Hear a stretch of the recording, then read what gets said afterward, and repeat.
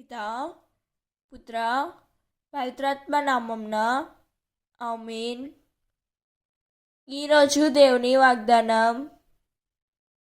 పిదప యేసు ఆత్మ బలముతో గలిలయ సీమకు తిరిగి వెళ్ళెను. ఆయన కీర్తి పరిసరములందటను వ్యాపించెను. ఆయన వారి ప్రార్థనా మందిరములో ఉపదేశించుచు ప్రజలందరి మన్ననను పొందుచుండెను. లూకా 4వ అధ్యాయం 14వ వచనం.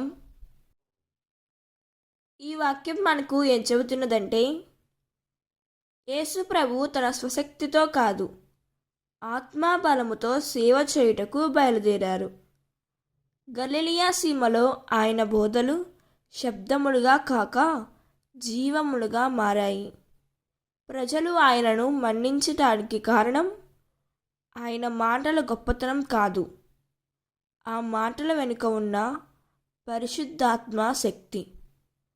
మనం కూడా సేవ చేస్తూ పేరు కోరుకుంటున్నామా, లేక ఆత్మబలంతో దేవుని కీర్తి వ్యాపించాలని కోరుకుంటున్నామా? ప్రార్థనా మందిరంలో ఉద్దేశించడం కాదు, జీవితం ద్వారా దేవుణ్ణి ప్రకటించడమే నిజమైన సేవ.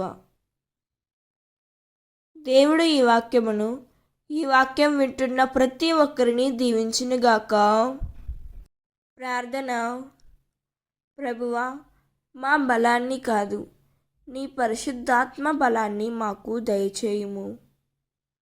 మా మాటల ద్వారా కాదు, మా జీవితం ద్వారా నీ కీర్తి వ్యాపించినట్లు చేయుము తండ్రి.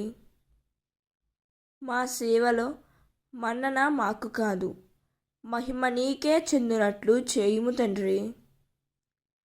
ప్రజల్ని మమ్మల్ని కాదు, నిన్నే చూడనట్లు మమ్మల్ని నడిపించుము ప్రభువా. ఈరోజంతయు మా పనుల్లో ప్రయాణాల్లో తోడుగా ఉండండి. ఈరోజంతయు కూడా మమ్మల్ని కాచి కాపాడమని యేసుక్రీస్తు నామములో అడిగి వేడుకుంటున్నాం తండ్రి. ఆమేన్. God bless you.